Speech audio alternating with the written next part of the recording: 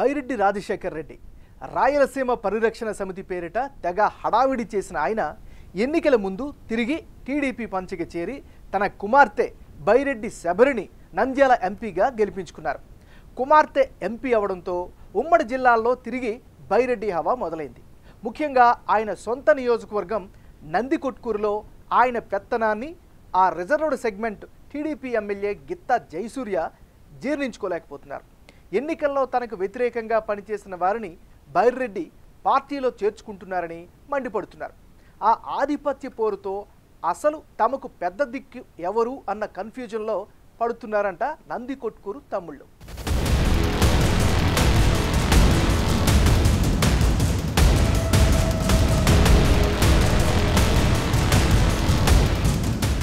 కర్నూలు జిల్లా నందికొట్కూరు నియోజకవర్గం. ఆ సెగ్మెంట్ పేరు చెప్తేనే ఫ్యాక్షనిజం గుర్తుకొస్తుంది. ఒకప్పుడు ఫ్యాక్షన్ హత్యలు, దాడులు నిత్యకృత్యంగా ఉండేవి. దశాబ్దాలుగా అక్కడ బైరెడ్డి ఫ్యామిలీ హవా కొనసాగింది. బైరెడ్డి రాజశేఖర్ రెడ్డి నందికొట్కూరు నుంచి టీడీపీ ఎమ్మెల్యేగా 2 సార్లు గెలిచారు. అంతకుముందు ఆయన తండ్రి శేషసాయినారెడ్డి 3 సార్లు ఎమ్మెల్యేగా పనిచేశారు. రెడ్డి నేతల ప్రాబల్యం ఎక్కువగా ఉండి వారి ఆధిపత్యం కొనసాగుతున్న ఆ నియోజకవర్గం 2009లో ఎస్సీలకు రిజర్వ్ అయింది.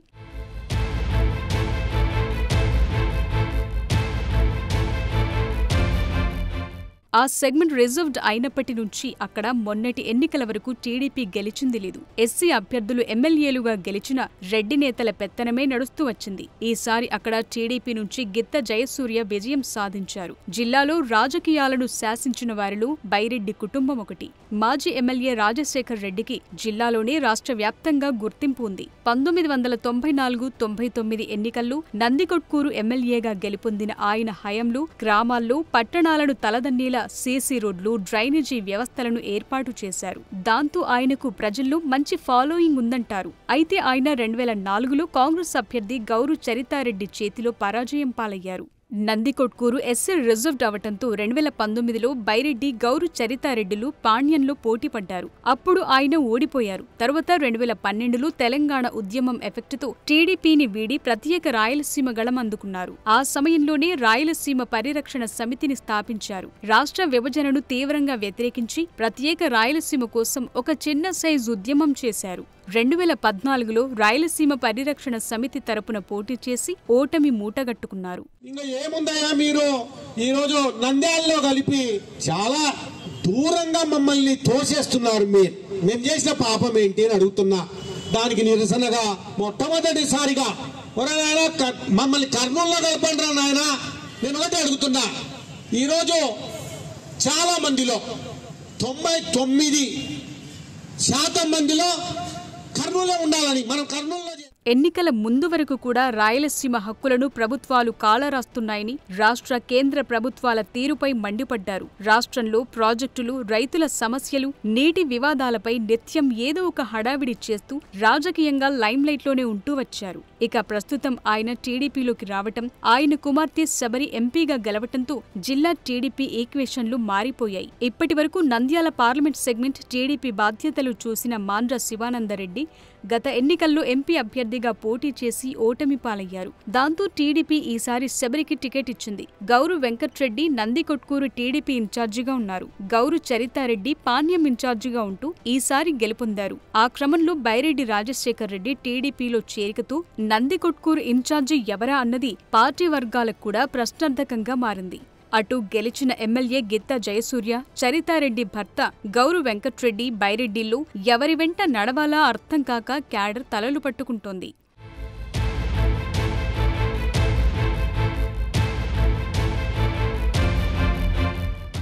నందికొట్కూరులో సీనియర్ నేతగా తన పెత్తనం మొదలుపెట్టేశారు బైరెడ్డి. ఆయన స్వగృహంలో వైసీపీకి చెందిన మున్సిపల్ చైర్మన్ సుధాకర్ రెడ్డితో పాటు 16 మంది కౌన్సిలర్లు, 2 కోఆప్షన్ మెంబర్లు టీడీపీకి జైకొట్టారు. దీంతో నందికొట్కూరు నియోజకవర్గం తెలుగుదేశం పార్టీలో తేనె తుట్టె కదిలినట్లయింది. అల్లూరు గ్రామంలో ఏర్పాటు చేసిన సమావేశంలో ఎమ్మెల్యే గిత్తా జయసూర్య ఆయన తీరుపై మండిపడ్డారు. బైరెడ్డి వైసీపీలో అవినీతికి పాల్పడిన నేతలను ఏ హోదాలో పార్టీలో చేర్చుకుంటారని ఫైర్ అయ్యారు. అవినీతికి పాల్పడిన వారి బండారం బయటపెట్టే వరకు వదిలే ప్రసక్తే లేదని హెచ్చరిస్తున్నారు. వైసీపీ కోసం అహర్నిశలు కృషి చేసిన నాయకులను బైరెడ్డి సిద్ధార్థరెడ్డి ప్రధాన అనుచరుడు మున్సిపల్ చైర్మన్ సుధాకర్ రెడ్డితో పాటు కౌన్సిలర్లను టీడీపీ తీర్థం పుచ్చుకున్నట్లు బైరెడ్డి చెప్పటం హాస్యాస్పదంగా ఉందని ఎమ్మెల్యే విమర్శిస్తున్నారు. వైసీపీ అధికారంలో ఉన్నన్ని రోజులు చైర్మన్ తన అధికారంతో చేసిన అరాచకాలు పట్టణ ప్రజలకు తెలుసని, చైర్మన్ చేసిన అవినీతి ఆరోపణలు పట్టణ ప్రజలకు తెలుసని,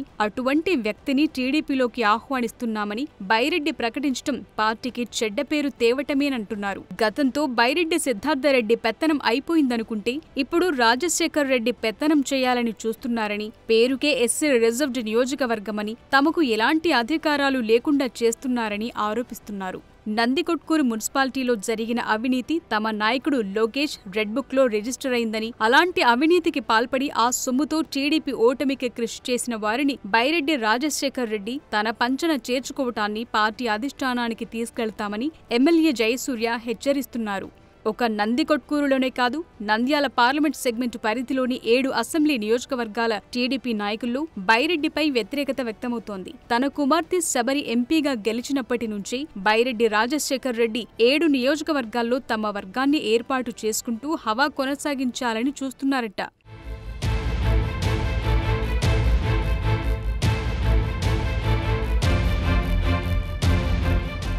మొత్తానికి బైరెడ్డి ఎంట్రీతో నందికొట్కూరు టీడీపీలు అప్పుడే 3 ముక్కలాట మొదలైంది. మరి పార్టీ అధిష్టానం ఈ నియోజకవర్గంలో 3 వర్గాలుగా చీలిపోయిన పార్టీని ఎలా గాడిలో పెడుతుందో చూడాలి.